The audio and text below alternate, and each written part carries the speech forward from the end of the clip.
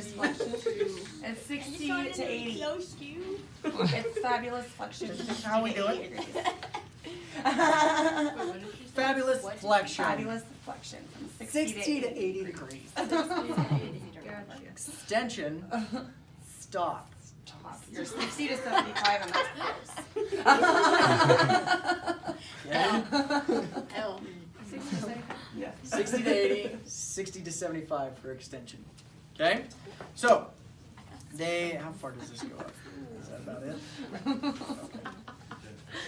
Oh, but you have little arms like She does have little arms. Got a big head and big arms. So now how long this is bled out. So, wrist flexion and then wrist extension are the motions that we're going to test. For wrist extension, notice how her fingers are curling. We can allow that, okay? Because actively, that's as far as I got if I keep my fingers extended. But then if I allow them to bend, got a lot more, okay? So for both active and passive, if need be, we can allow them to bend those, curl those fingers, flex the fingers, okay? It's allowed. Let it happen. Just like with extension, we can allow them to straighten the fingers. We don't have to keep them because that hurts, okay? So, our points for both extension and flexion are going to be the exact same. We have our fulcrum, which is this guy right here, is going to be placed on the medial side of the hand or wrist, also known as the ulnar side of the wrist. Now, we're not going to, we can use that, let's see if we go to that, that's medial, right? Oh, see.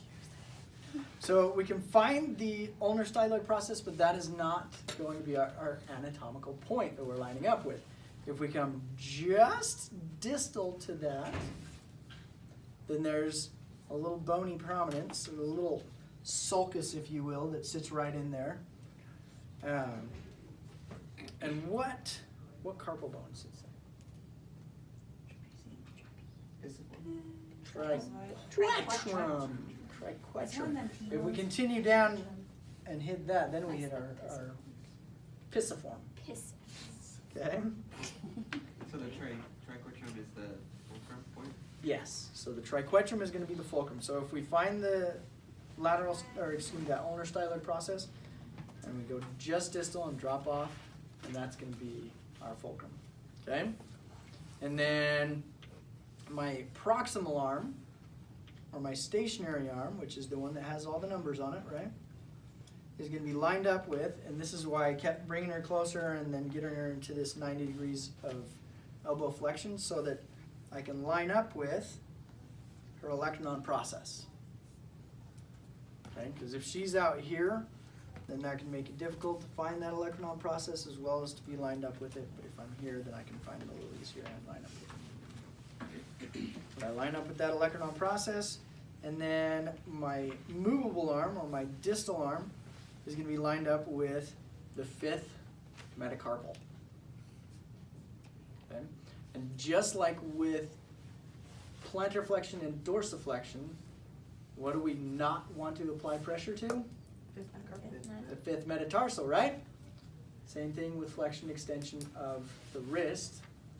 We want to avoid applying pressure directly to that 5th met. Okay?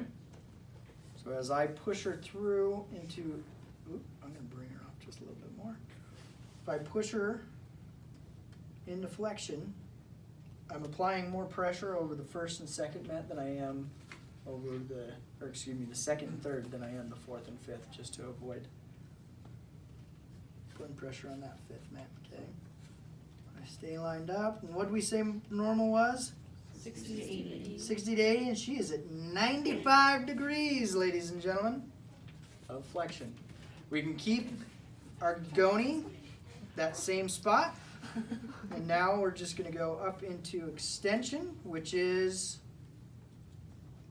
60 to 75. 60 to 75, and she is past that as well.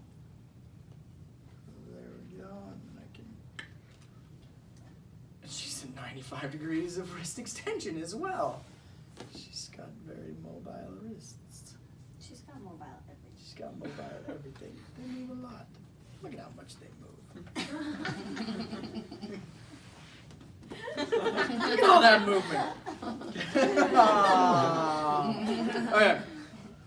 So that's wrist flexion and extension. Any questions on those?